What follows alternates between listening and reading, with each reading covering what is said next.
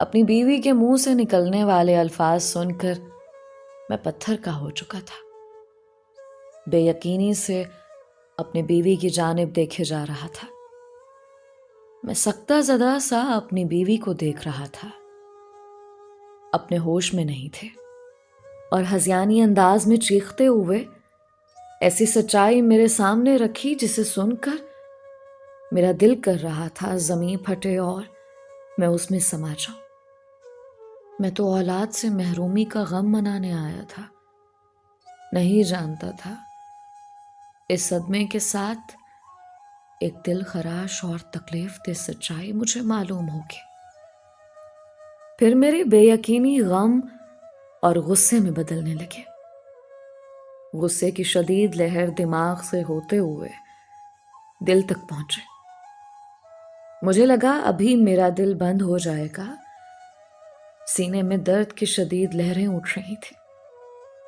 मैं लड़खड़ाते वजूद के साथ कमरे से निकला और अपनी गाड़ी की तरफ तेजी से भागा, मगर सीने में उठती टीसों ने मुझे बेहाल कर दिया। गाड़ी तक पहुंचते पहुंचते मैं बेदम होकर जमीन पर गिरा और चीख चीख कर रोने लगा। मैं मरना नहीं चाहता था। इस तरह मर गया तो अपने वालिदैन को क्या मुंह दिखाऊंगा।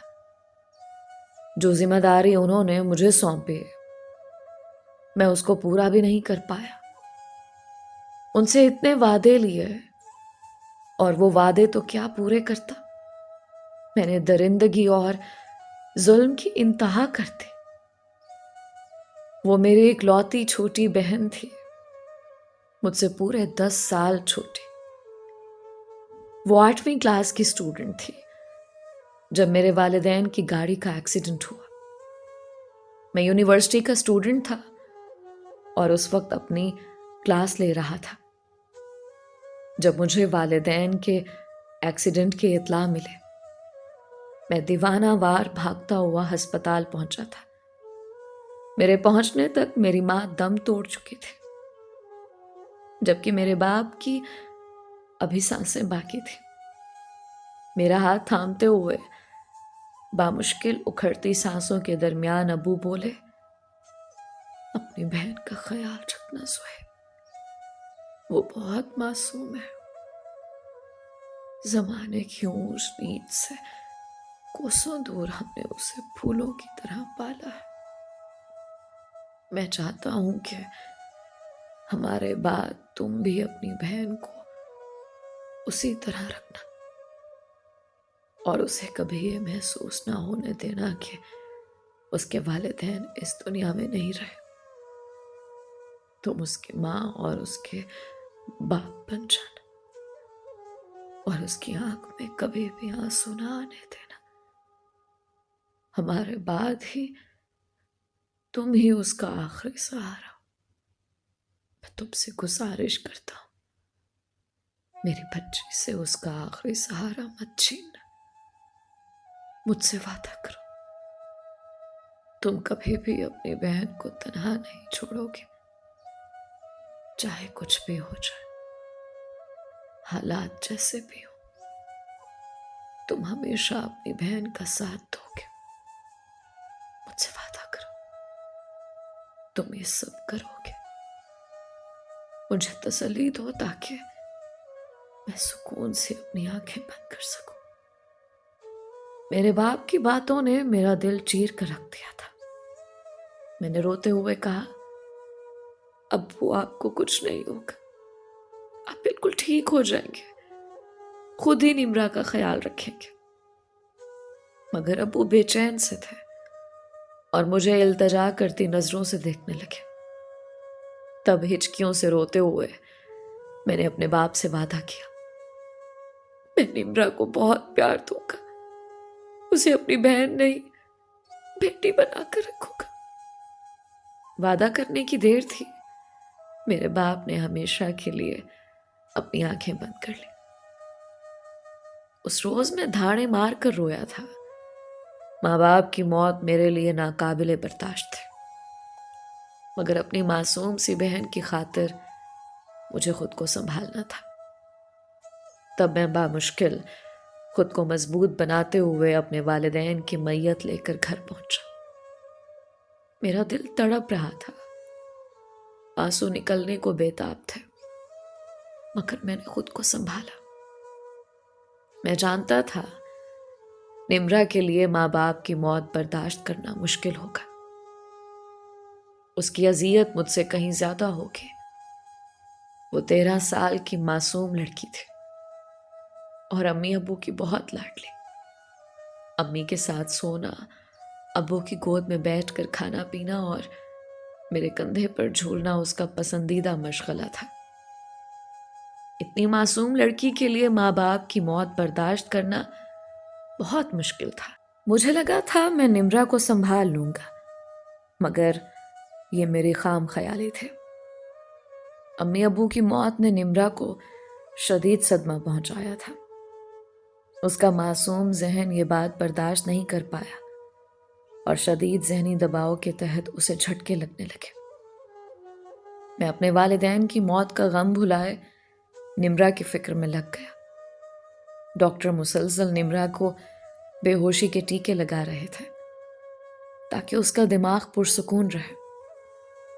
उनका कहना था कि निम्रा के लिए यह झटका इतना शदीद था कि उसके दिमाग पर गहरा असर हुआ और अगर उसकी हालत नहीं संभली तो उसके पागल होने का खतरा था। इस बात ने मेरी रूह फना कर दी थी। माँ बाप को खोने के बाद मुझ में इतनी हिम्मत नहीं थी कि मैं निम्रा को भी हमेशा के लिए खो देता। मैं रोते हुए डॉक्टर्स की मिन्नत समाजत करने लगा कि वो किसी भी तरह निम्रा को जिंदगी की तरफ ले, और डॉक्टर्स पूरी कोशिश कर रहे थे। तकरीबन 2 महीने अस्पताल में जेरे इलाज रहने के बाद निम्रा की हालत संभले। उसके बाद भी डॉक्टर्स ने मुझे सख्ती से बाखबर किया कि निम्रा बहुत हसास हो चुकी है। मामूली सा झटका भी नुकसान पहुंचा सकता है। बेहतर यही है कि किसी भी किस्म का जहनी दबाव इस पर ना आए। मैंने डॉक्टर की हिदायत पर अमल करते हुए निम्रा को बेहद प्यार और तवज्जो देनी शुरू कर दी। मुझे बस अपनी बहन ठीक ठाक चाहिए थी और उसके लिए मैं कुछ भी करने को तैयार था। मैंने अपनी तालीम के साथ नौकरी शुरू कर दी थी। यूं तो अब्बा का छोड़ा हुआ बैंक बैलेंस और 4 दुकानों से आने वाला किराया और अब्बू की नौकरी से मिलने वाली पेंशन हमारे लिए बहुत थे, मगर मैं जानता था कि अगर बैठ कर खाया जाए तो कारून का खजाना भी कम पड़ जाता है। और अभी तो मुझे बहुत कुछ करना था। पहले ही निम्रा के इलाज पर बहुत पैसा खर्च हो चुका था, इसलिए ज़रूरी था कि मैं खुद नौकरी करता। मैं MBA का स्टूडेंट था, अपनी यूनिवर्सिटी का सबसे काबिल और होनहार तालिब इल्म, इसलिए पहली कंपनी में ही अप्लाई करने पर मुझे नौकरी मिल गई। मैं चाहे जितना भी मसरूफ़ होता, निम्रा के लिए वक्त ज़रूर निकालता था। निम्रा के लिए माँ बाप का सदमा झेलना बहुत ज़्यादा तकलीफ़देह था, मगर मेरी मोहब्बत और तवज्जो ने निम्रा के ज़ख्म भर दिया। वो धीरे धीरे ज़िंदगी की जानिब लौटने लगी। अब उसकी ज़िंदगी का महवर मेरे ही गिर्द घूमता था। वो मेरे लिए बहुत ज़्यादा हसास हो चुकी थी और मुझसे बहुत प्यार करती थी। मेरे बेजा लाड प्यार के बावजूद भी निम्रा बिगड़ी नहीं थी, बल्कि बहुत ही सुलझी हुई लड़की थी। हर काम तरीके से करती थी। अपनी पढ़ाई में भी वो बहुत ज़्यादा लायक थी। उसकी वजह से मुझे कभी परेशानी का सामना नहीं करना पड़ा। वो मेरी नाराज़गी से डरती थी और पूरी कोशिश करती कि ऐसा कुछ ना करे जिस पर मैं उसे नाराज़ हो जाऊं। मैं बहुत हैरान होता था कि उसको ये वहम क्यों है। मैंने तो कभी उसके साथ ऊंची आवाज़ में बात भी नहीं की थी। शायद उसे ये खौफ था कि वालिदैन की मौत के बाद मैं बदल जाऊंगा। मैं बहुत कोशिश करता कि निम्रा पुरसुकून रहे और ऐसा कुछ ना सोचे, मगर फिर भी उसकी हसासियत ख़त्म नहीं हुई। निम्रा बीएससी की स्टूडेंट थी जब खानदान के बड़ों ने मुझे शादी का मशवरा दिया। उनका कहना था निम्रा जवान हो चुकी थी और जवान बहन भाई का अकेले घर में रहना ठीक बात नहीं थी। ये बात मेरे दिल को लगी और मैंने शादी के लिए हामी भर ली और मामू की बेटी हुमा का नाम लिया। मामू का घर हमारे घर के पास था और जब मैं घर से बाहर होता था तो हुमा निम्रा के पास आ जाते और उसके साथ वक्त गुजारते। वो निम्रा का बहुत ख्याल रखते थे, उसे अच्छे अच्छे खाने खिलाते और हमारे घर के तकरीबन काम संभाले हुए थे। यही वजह थी कि मैंने हुमा का नाम लिया। मुझे ऐसी ही बीवी चाहिए थी जो निम्रा को नंद नहीं, छोटी बहन समझकर उसके साथ प्यार से रहे। अब मुझे ये खौफ नहीं था कि आने वाली निम्रा के साथ बुरा रवैया रखेगी। वक्त गुजरता गया और हुमा मेरी दुल्हन बनकर घर आ गए। मेरे सारे ख्यालात दुरुस्त साबित हुए थे। हुमा बहुत अच्छी लड़की थी। उसने अपनी मोहब्बत से मुझे राम कर लिया, मगर घर की सारी जिम्मेदारियां भी अपने सर ले ली और निम्रा को भी छोटी बहन की तरह संभालने लगी। वो निम्रा को कोई काम नहीं करने देती थी, बल्कि उसको बिठा कर खिलाती थी। हुमा की मोहब्बत पर मैं निहाल हो गया था। हुमा ने सब कुछ बहुत एहसन तरीके से संभाल लिया था। वो हर वक्त निम्रा की फिक्र में लगी रहती थी। होना तो ये चाहिए था कि इतनी अच्छी भाभी को पाकर निम्रा खुश रहते, मगर मैंने महसूस किया मेरी शादी के कुछ वक्त बाद निम्रा खामोश खामोश रहने लगे। अक्सर ख्यालों में खोई हुई नजर आते और कभी कभार तो हुमा के साथ बहुत सख्त लहजे में बात करते थे। मैं उसके बदलते रवैये पर हैरान था। हुमा से कहता तो वो भी यही कहती थी, ये सब आपका वहम है, ऐसा कुछ नहीं है। मजीद वक्त गुजरा तो निम्रा का चिड़चिड़ापन और झुंझलाहट खुलकर सामने आए और वो बरमला हुमा से नाराजगी का इजहार करती, जबकि हुमा उसका बहुत ख्याल रखती थी। मेरे साथ भी हुमा अपनी बातों से ज्यादा निम्रा की बातें करती थी। निम्रा को क्या हो गया था? अब तो हुमा भी परेशान और खामोश रहने लगे। मैंने हुमा से कहा कि अगर कोई भी बात या मसला हुआ करे तो वो मुझसे बात जरूर करे, मुझे उस पर भरोसा है। और तब हुमा ने मुझे निम्रा की बदतमीजियों का बताया। उसने हुमा को कबूल नहीं किया था और ना ही उसको घर में बर्दाश्त कर रही थी। निम्रा का मिजाज बदल गया था। वो हुमा को तंग करने का कोई मौका हाथ से नहीं जाने देती थी। निम्रा ने हुमा का जीना हराम किया हुआ था। मुझे ये हकीकत पता चलने पर बहुत अफसोस हुआ था। वो ऐसे तो नहीं थे, अब ना जाने उसको क्या हो गया था। एक दो बार तो हुमा मेरे सामने रो दी कि निम्रा की नफरत और सर्द मिजाजी मुझसे बर्दाश्त नहीं हो रही। और तब मैंने निम्रा को नोट करना शुरू किया तो मुझे पता चला हुमा ठीक कह रही थी।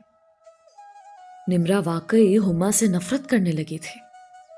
वो मुझसे तो बात करती थी, मगर हुमा की किसी बात का जवाब नहीं देती थी और अक्सर औकात तो बदतमीजी से हुमा को कह देती, आप हमारे मामले में मत बोला करें। मैंने निम्रा को समझाने की कोशिश की तो वो मुझसे नाराज हो गई और उसके बाद वो ज्यादातर वक्त अपने मोबाइल में घुसे रहते और हमारे साथ उठना बैठना छोड़ दिया। मैं निम्रा की वजह से बहुत परेशान रहता और हुमा से गुजारिश करता कि मेरी खातिर वो निम्रा के रवैये को नजरअंदाज कर दिया करे और हुमा मान भी जाती थी। मगर फिर निम्रा ने हद पार कर ली। हुमा हामिला थी। मैं ये खुशखबरी जानकर बहुत खुश था और हुमा का बहुत ख्याल रखता।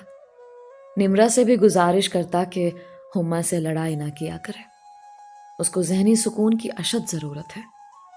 मेरी बात पर निम्रा खामोश हो गई तो मुझे लगा उसको मेरी बात समझ आ गई है।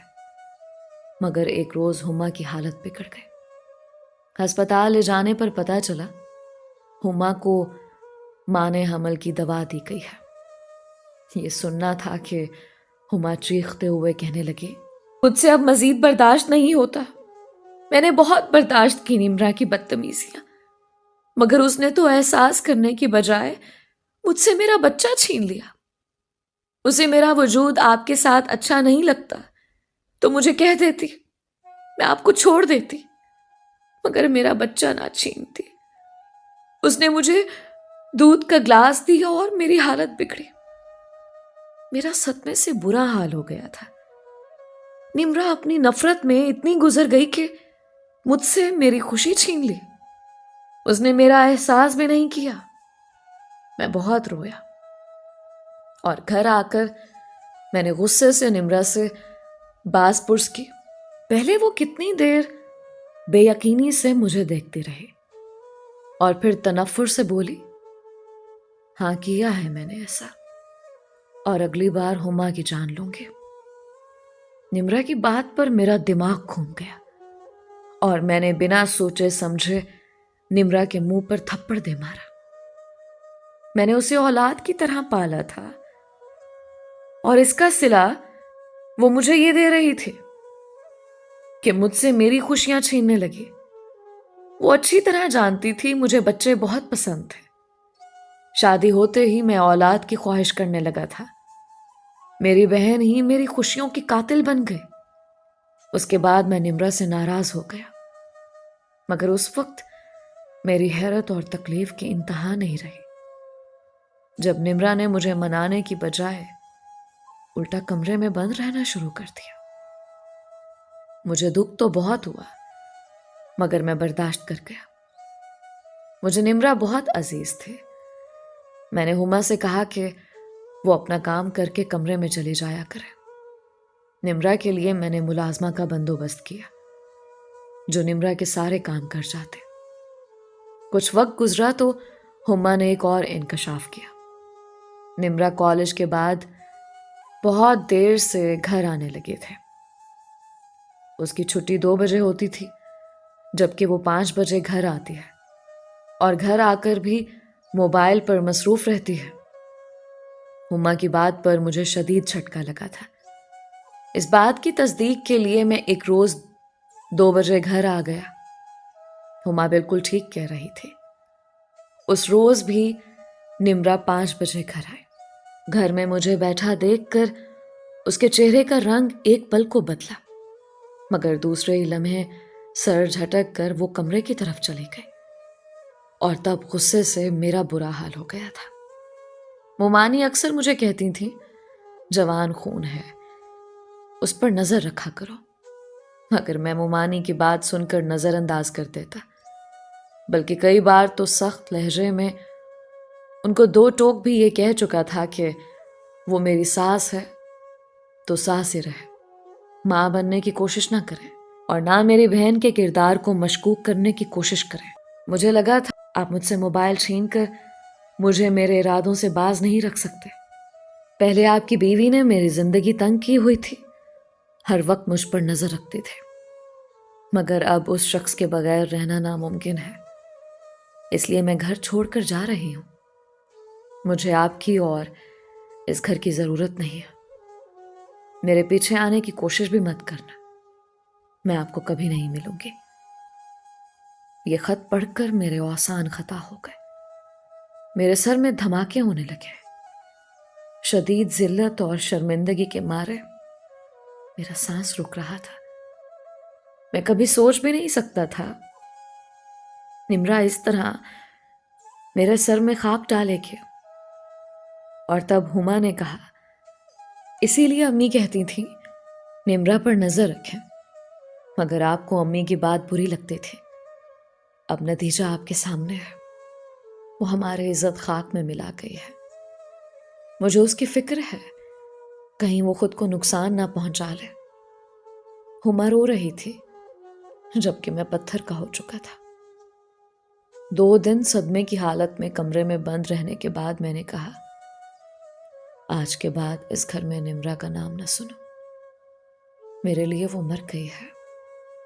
हालांकि ये बात कहते हुए मैं कांप गया था, मगर जो कुछ वो कर चुकी थी उसके बाद मेरा यही रद्द अमल बनता था। मेरे कंधे झुक गए थे। मैं अब घर से मुंह छुपा कर निकलता। यही खौफ लाहक था कि दुनिया वाले मुझसे पूछेंगे मेरी बहन ने क्या किया। बहन की हरकत ने मुझे कहीं का नहीं छोड़ा। तन्हाइयों में अक्सर बच्चों की तरह फूट फूट कर रोता। निम्रा से मेरी मोहब्बत नफरत में बदल गई। और तब एक हफ्ते बाद निम्रा घर आ गई। इतवार का दिन था। मैं घर पर था जब बैरूनी दरवाजा बजा। हुमा ने दरवाजा खोला तो निम्रा खड़ी थी। उसको अचानक सामने देखकर मुझे शदीद गुस्सा आया और उसकी ढिठाई पर हैरत हुई। वो घर से भागी थी और पूरा हफ्ता ना जाने किधर रहकर वापस आई थी, और उस पर यह आलम था कि बड़े मजे से अंदर दाखिल होकर ऊंची आवाज में सलाम किया और अपने कमरे में जाने लगे। मैं गुस्से से पागल हो गया और चील की तरह निम्रा पर झपटा। थप्पड़ों से उसका मुंह लाल कर दिया। वो इस अचानक उफ्ताद से बौखला गए, लड़खड़ाते हुए दूर जाकर गिरे और फिर खौफजदा नजरों से मुझे देखने लगे। मेरे थप्पड़ों से उसके गाल फट गए थे और उनसे खून आ रहा था, मगर मुझे भी दिखाई नहीं दिया। मैंने उसे बाजुओं से पकड़ा और घसीटते हुए दरवाजे से बाहर निकालते हुए कहा, जहां इतने दिन लगा कर आई हो अब भी वहीं जाओ। मुझे तुम्हारी जरूरत नहीं है। मेरे लिए तुम मर चुकी हो। जब तुमने मेरी इज्जत का ख्याल नहीं किया तो अब मैं भी एहसास नहीं करूंगा और ना पूछूंगा कि कितनी जिल्लत झेल कर वापस आई हो। बाप की जायदाद में तुम्हारा हक था और रहेगा, और पैसे तुम्हारे अकाउंट में बाकायदगी से ट्रांसफर होंगे। इससे ज्यादा की उम्मीद मत रखना। निम्रा हक्का बक्का खड़ी थी। उसकी आंखों से आंसू बह रहे थे। मेरी बात पर तड़प कर बोली, भाई मेरी बात तो सुने। मगर मैंने उसकी बात नहीं सुनी और उसके मुंह पर दरवाजा बंद कर दिया। मैंने अपने दिल पर पत्थर रख लिया। मुझे ऐसी बहन नहीं चाहिए थी। निम्रा को अपनी जिंदगी से बेदखल करने के बाद मैंने खुद को काम में मसरूफ कर लिया। ज्यादातर वक्त घर से बाहर रहता। हुमा मुझसे शिकवा करती कि मैं उसे वक्त नहीं देता। मैं शर्मिंदा होता, मगर चाहकर भी अपने खौल से बाहर नहीं निकल पा रहा था। मुझे निम्रा याद आती थी। फिर उन उदास दिनों में हुमा ने मुझे खुशखबरी सुनाई। वो फिर से मां बनने वाली थी। इंतहाई तकलीफ दे दिनों में ये पहली खुशी थी जिसने मुझे मुस्कुराने पर मजबूर किया। मैं खुश था और दिन रात हुमा का ख्याल रखने लगा। मैंने उसके खाने पीने और एहतियात में कोई कसर नहीं छोड़ी थी। उसका ख्याल रखने के लिए मैंने घर में 2 नौकरानियां रखी। डॉक्टरों ने बहुत एहतियात बताई थी और मैं पूरी एहतियात कर रहा था। हुमा के हमल को 8वां महीना लग चुका था। मैं बहुत बेसब्री से अपने बच्चे की विलादत का इंतजार कर रहा था। तभी एक रोज हुमा का पैर फिसला और वो गिर गए। मैं उसे फौरन अस्पताल लेकर दौड़ा था। उसकी हालत बहुत तशवीशनाक थी। डॉक्टरों ने बहुत कोशिश की, मगर मैं औलाद की खुशी से महरूम हो गया। मेरा बच्चा भी नहीं रहा और डॉक्टर्स के मुताबिक हुमा हमेशा के लिए बांझ हो चुकी थी। हुमा की हालत बहुत खराब थी, इसलिए उसे बच्चे की मौत का पता नहीं चला। तबीयत संभलने पर जब उसे घर लाए तो तब उसे ये तकलीफ दे खबर सुनाई। ये खबर सुनते ही हुमा पागलों की तरह चीखने लगे।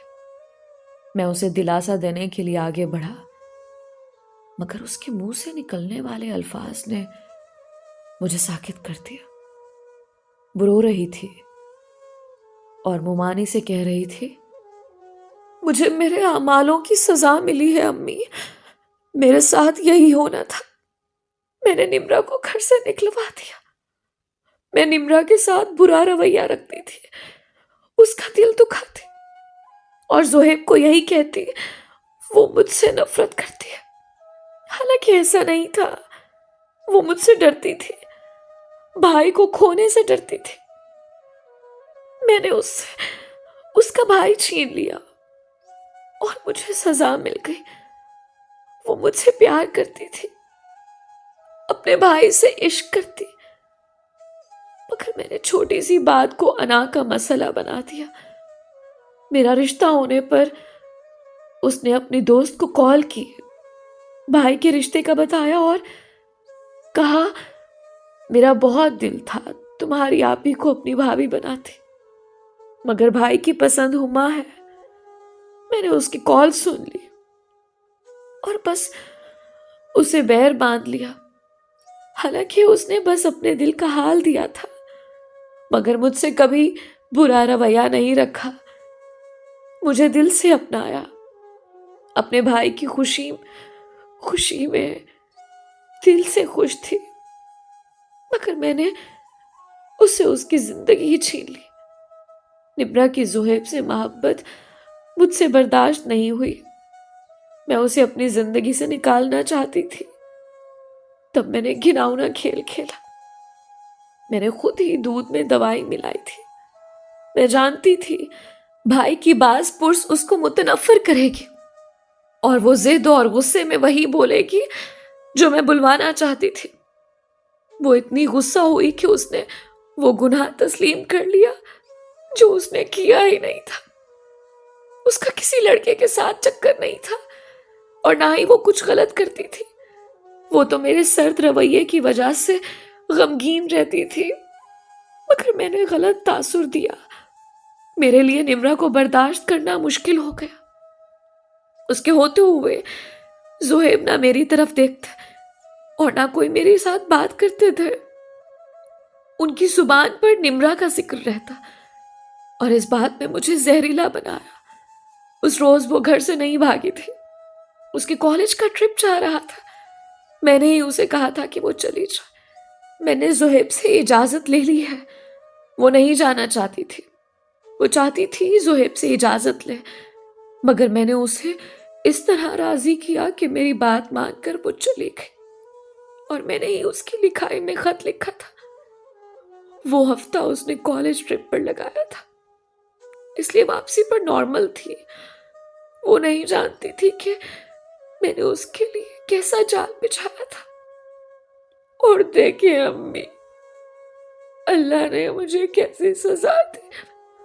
मुझे हमेशा के लिए औलाद की नेमत से महरूम कर दिया। एक यही खुशी थी जो जोहेब को हमेशा के लिए मेरा बना सकती थी। मैं जोहेब से माफी मांगना चाहती हूँ।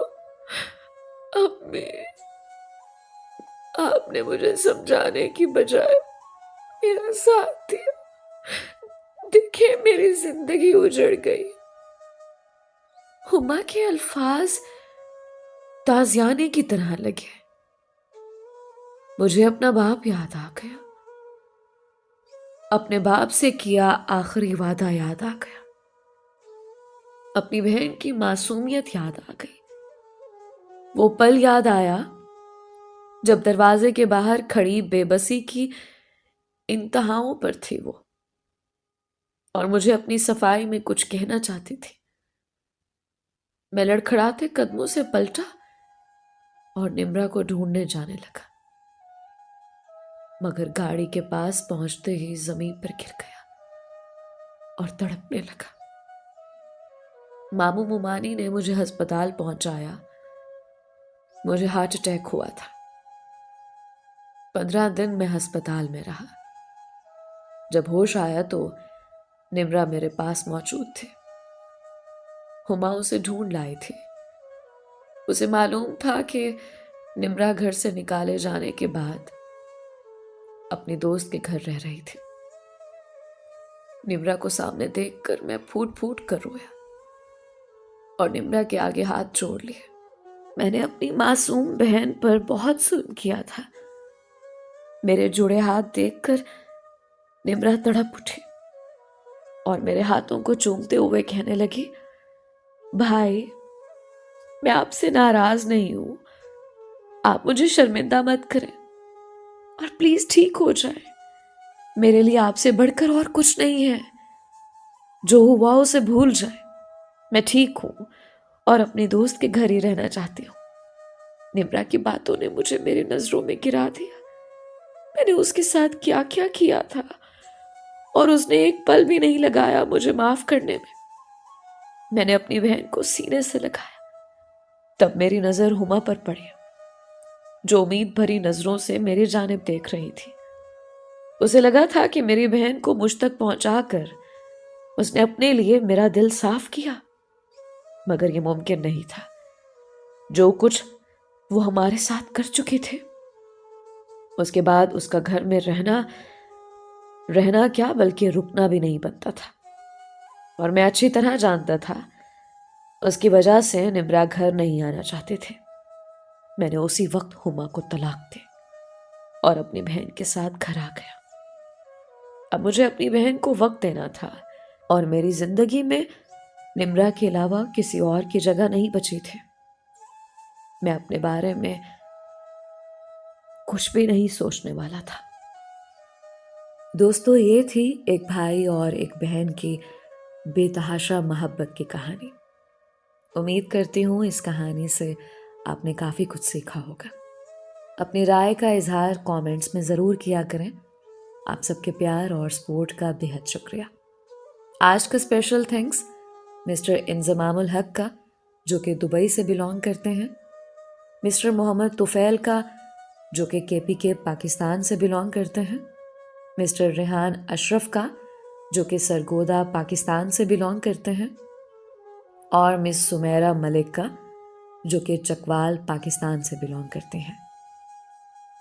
मुझे अपनी ढेर सारी दुआओं में याद रखें। मिलते हैं एक और